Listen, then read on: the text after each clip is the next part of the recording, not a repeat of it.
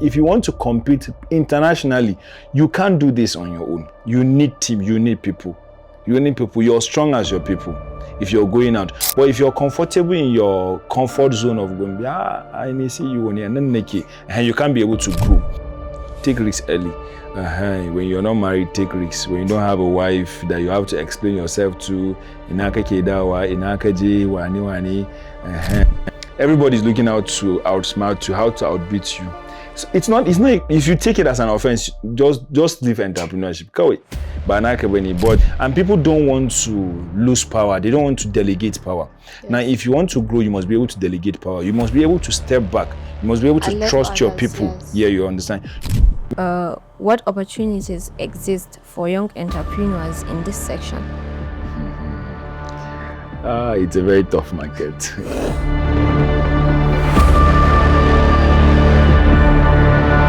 Hello everyone, and welcome to another exciting episode of the Together We Notch podcast, where we share conversation shaping innovation, business, and creativity. I am Zuera Muhammad Manzo, and today we have an exciting guest with us. Joining us is Maidoki Isiaka Haruna, the CEO of Sweetins Ice Cream and the winner of the Male Entrepreneur of the Year Award at the Jewel Spotlight Award 2025. He is recognized for his leadership, innovation in the food and pastry industry. Today we will be talking about his entrepreneurial journey, building a beloved brand, and lessons from the food business.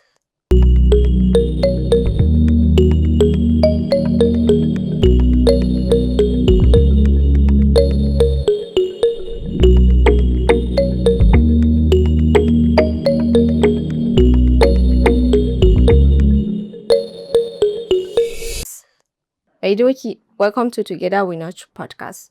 All right, thank you. So let me ask you this question first. If you were not running Sweetins today, what would you probably be doing? Wow. I actually can't get myself to think of any other better thing, because this is something I do with much love. And if I should be around a second time in this world, I think I would love to do what I'm doing now. Okay. Yeah. Who is Maidoki, and how did your joining start? Wow. That's quite a lot. All right, I'll give it a try. Maidoki is a young man that started his journey in Maiduguri, and I've been within a lot of things, the public system, public speaking and everything, but I think much later I based in the non-governmental organizations. I was working there through Mongono, Maiduguri, but there is this thing when you're working and you don't have that inner peace to what you're doing, right? And that's what led me one to the other. I can remember vividly. It was just a coincidence of event, although in my life now, I usually do tell people that I don't believe in coincidences, that life one way or the other connects dots, and that's what gets us to where we are today. So that's how I stumbled into Cravings Ice Cream, actually. So when I stumbled into Cravings Ice Cream, I think I worked with Cravings within that time, I was still having offers of NGO and I was contemplating it, right? But I think at a particular point, I never knew I would do what I'm doing now till I got into Cravings. And I think after a month or two, I already made up my mind that I'm not going back to the NGO field. I think within that time, I had an offer that was 3 times 5 of my salary then. But I didn't tell anybody. I just deleted the mail on my email address and I continued my journey. I was not sure of how everything will unfold, but I just knew that if I should just bury my head here and keep on working, one day things will fall into places, right? The puzzle will fall into places, and that's how I kept on working till I think I got too comfortable there, and life coincidentally pushed me out. Although as of then I was angry, I was sad, because from where next, and that's how I think at a period of time for like 3 months I was not working, and I was contemplating going back to the NGO, continuing my journey, and that's how Sweetins Ice Cream came about in that moment. So that's my whole journey of starting Sweetins Ice Cream. How did Sweetins grow from an idea into a recognized brand? It took a lot of work. Took a lot of work. Like I tell you, there are no coincidences in things, right? So one thing or the other, I'm a kind of person that I love learning. I love watching people. Like whatever is happening, I love what can I learn from this situation, right?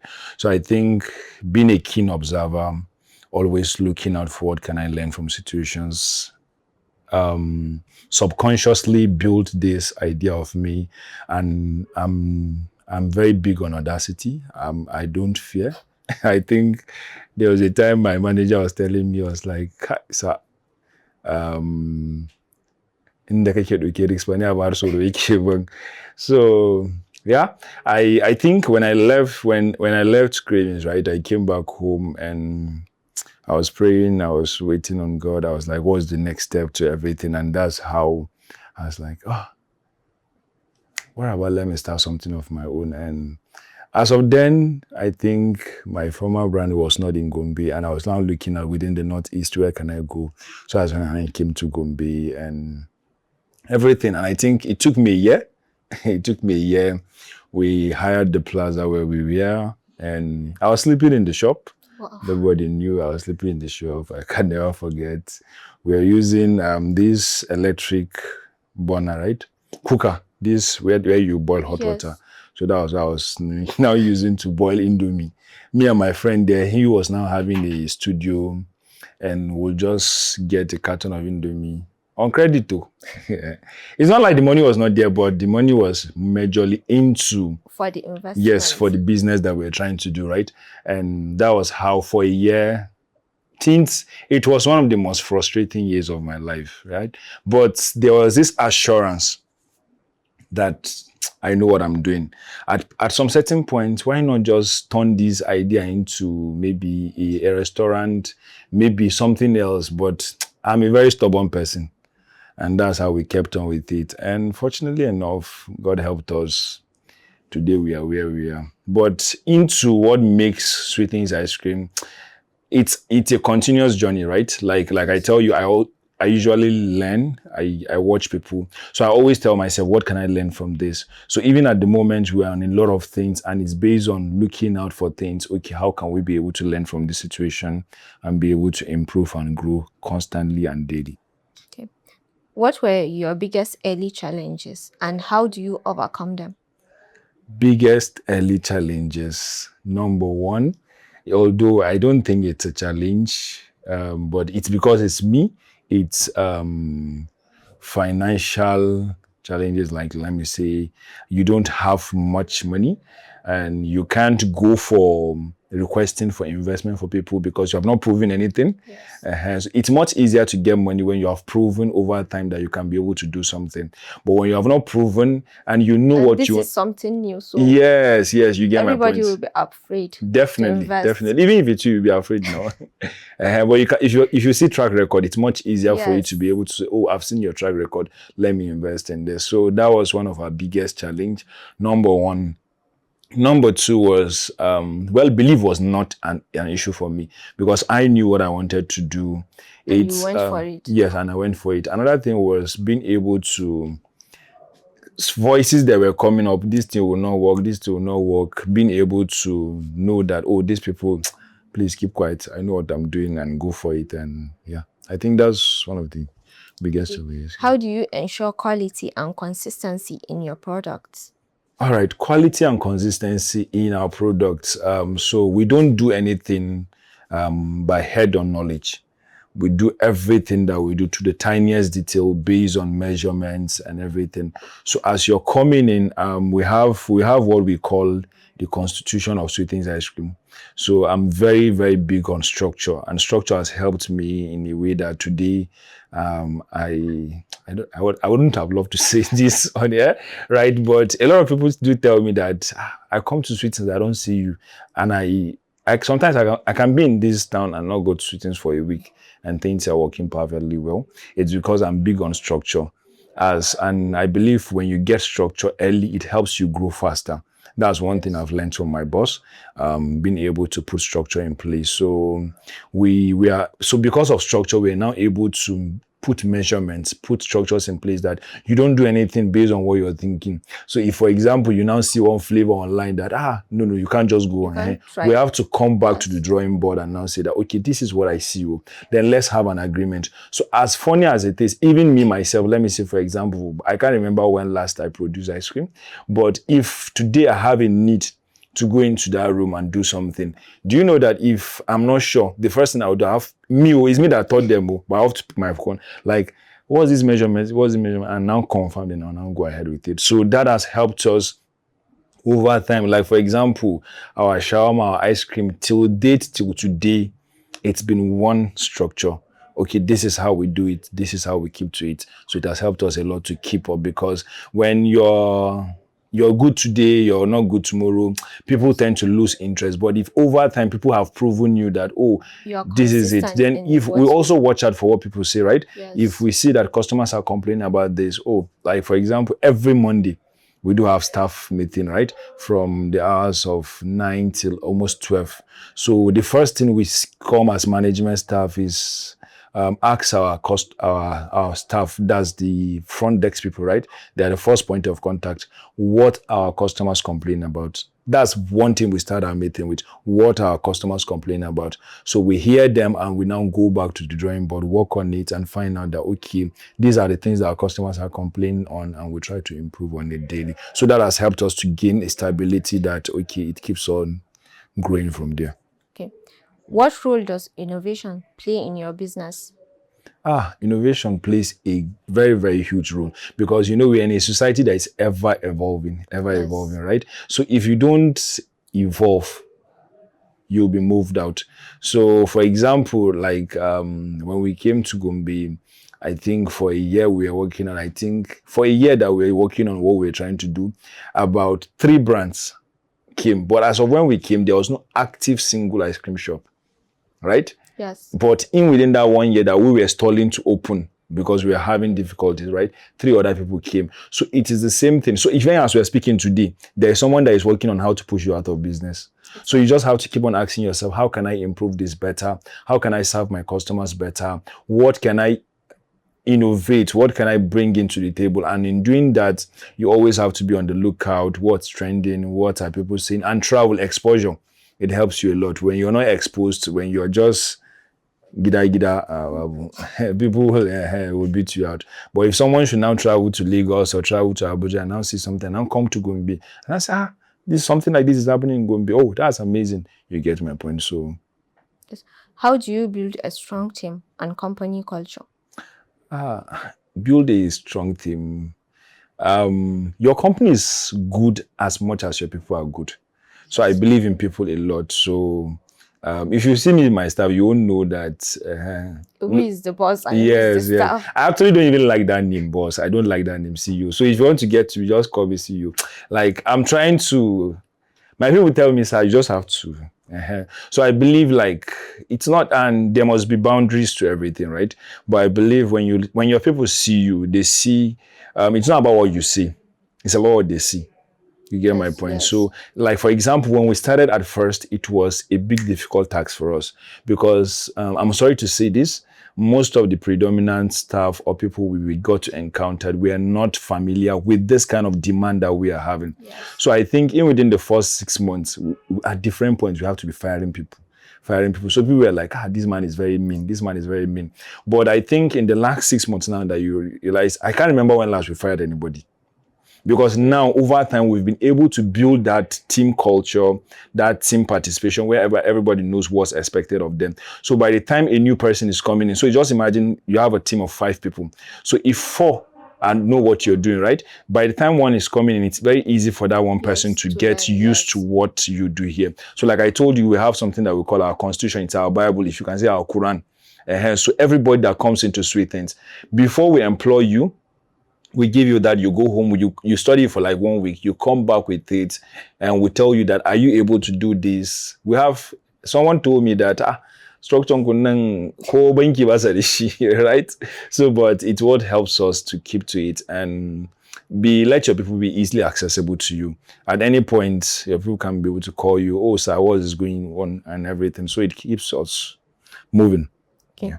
What marketing strategies help Sweetins becomes the beloved brand that it is today?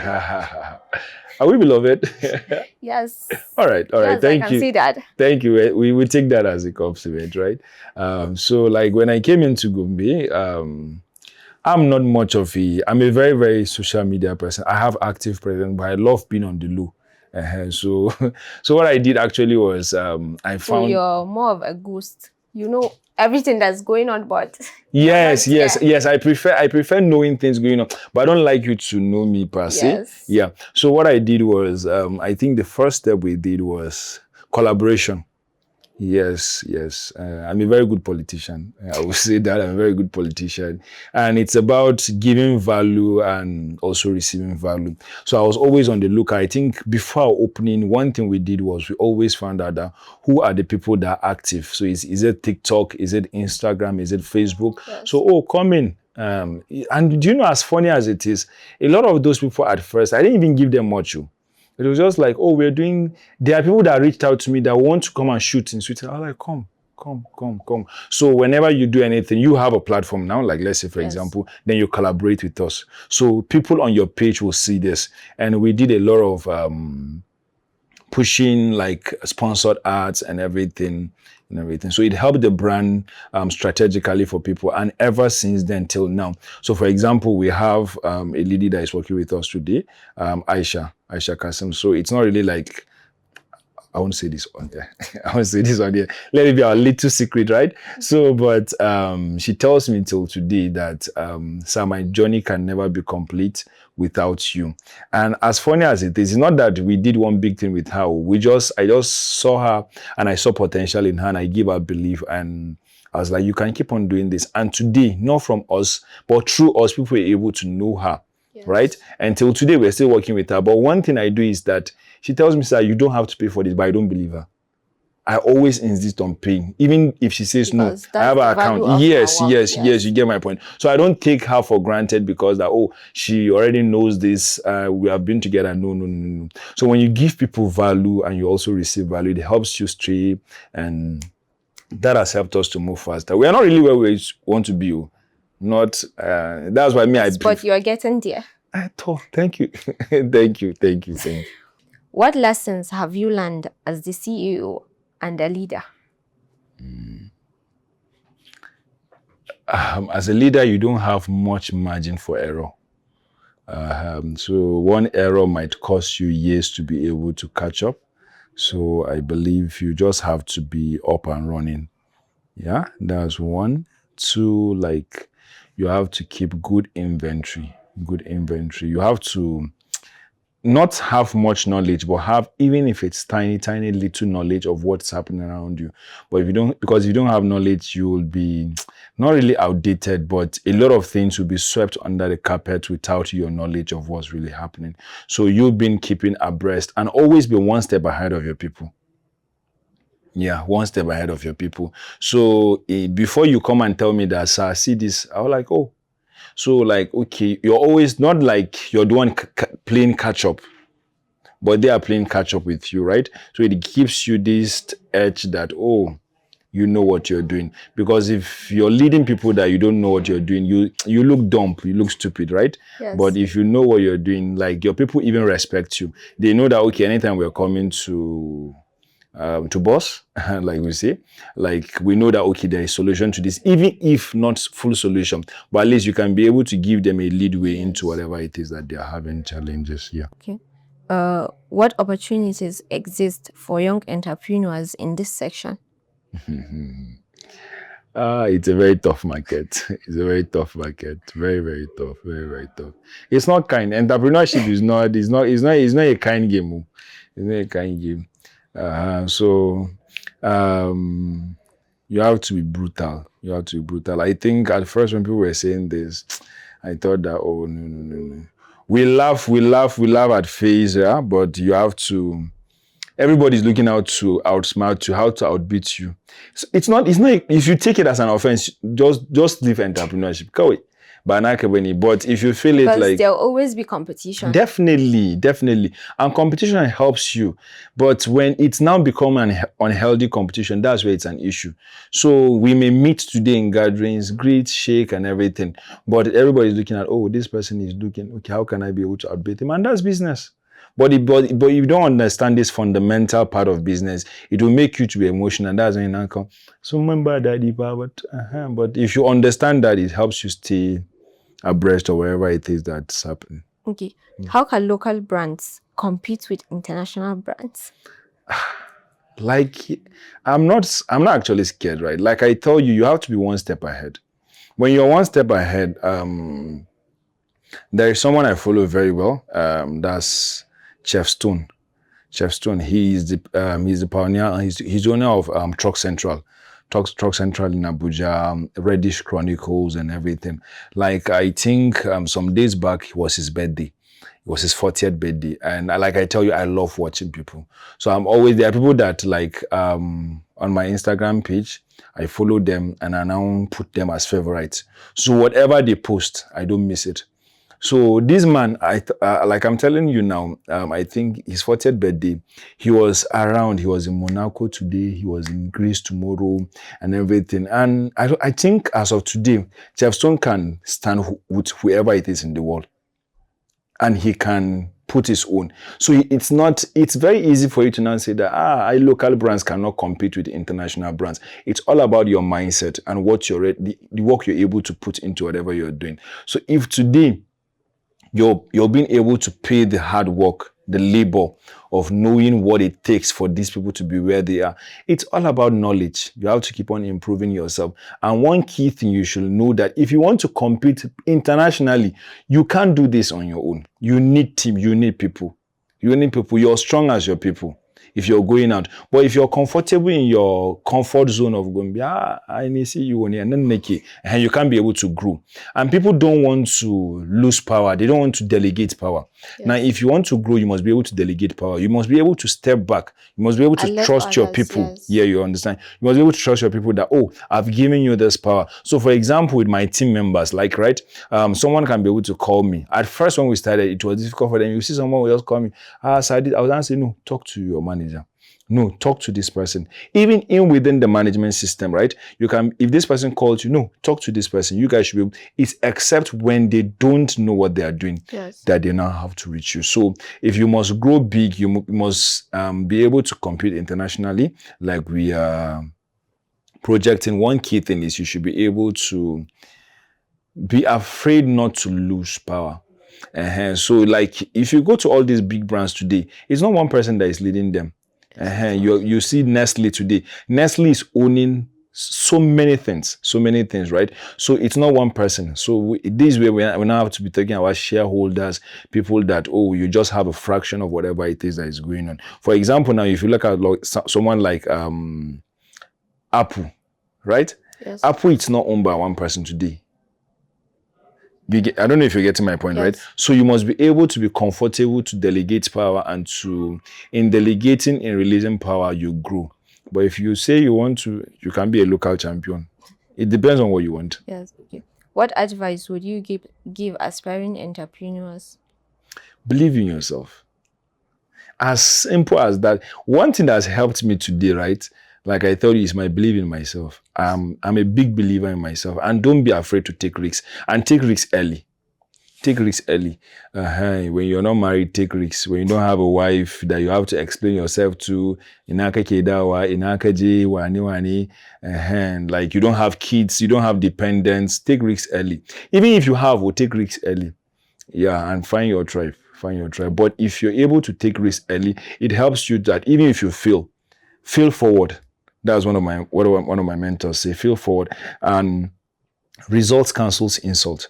I learned this from one of my mentors for a very long time. It's one of the quotes that keeps me going. So you may be insulting me, I don't care, right? I don't care. But as long as my results will prove me that I'm right, over time, life will be fair to each other. So if you intend to follow this line. Just kill comfort, kill the idea of comfort, kill the idea of what will people say. Because people will always talk, right? Whether you do good, you do bad, people will always talk. But at the end of the day, when you come back home, when you're back to yourself, what does your conscience judge you? So I think one of the things that's helped me is my conscience. I have a very strong conscience. Whatever I'm doing, I ask myself, is this thing I'm doing right? And you may not always be right too. Yes. But at the end of the day, you should be able to, like Marcus Aurelius do say, that to thy own self be true. So it's not about just be yourself. Yes, just be yourself, right? So it's not about what's happening outside. It's about what's so entrepreneurship. Everything starts within here. So what you're able to, you can read as much as you want to read, but if you read, what do you self-reflect, and over time it helps you to be able to grow. Okay. So what's next for Sweetins ice cream? Expansion, new products, or markets? A lot of things, right? But I wouldn't want to say it on air, right? Okay. But no. Yes, so we should expect a lot. By the grace of God. Okay. Yes. What does being nominated for the Male Entrepreneur of the Year mean to you? Not actually nominated. You have been awarded. So what does that mean to you? All right. So I think I will say this on air. I've been in the background working on a lot of things. So when I came to know about, when I received the email for the nomination, I think I just actually clocked, I don't have an issue. I will say it on air. I just actually clocked 30. Last year, November. So I think it was before my 30th birthday that I received that award. So as much as I say that I don't want public validation, I don't want this, I was just praying and telling God that I want, when I reflect on my 30th birthday, I should be able to say that, oh, there is this thing. So I was like, if I should win this thing, I will be happy. Yes. Not validation outside, but you're a human being, right? So I was like, oh, this. So when it came, I was very happy. I was like, it was like that. Yes. An award for all the hard work. Yes, you get your 30th is a landmark here. So it helped me, like, yeah. No, that's great. So business mentors or books? Now collabo. Business mentors. So, yes, why I say both? Because there are people that you don't have access to them personally. So it is through their books. It's through their books. It's through their books that you're able to gain. So I think there was a writer that said something that through books you're able to, so like a book like The Meditations of Marcus Aurelius. So he has long gone. But through his books, we're able to see how he thinks, how he does things. But as much as possible that you read books, there are things that you can't find on books. There are things that you need hands-on learning. So, for example, now, following people that you admire. So, for example, at some stages of my life, I was big on going to meet this person, but now I'm more reserved. I follow a lot of people. So for me, my Instagram page is like a book. You get my point? So I go and see people. So daily, and now the world is evolving. So people do post things. So people that you admire, that they do things, watch what they post.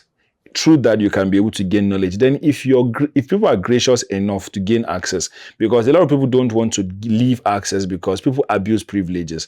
So, but if you're able to gain access, be humble, reach out to people. And when you're doing that, don't always look out for what you can be able to gain from them, right? Look out for what you can be able to offer them. So don't go to this person that, okay, I'm going because of what I can gain from him. No.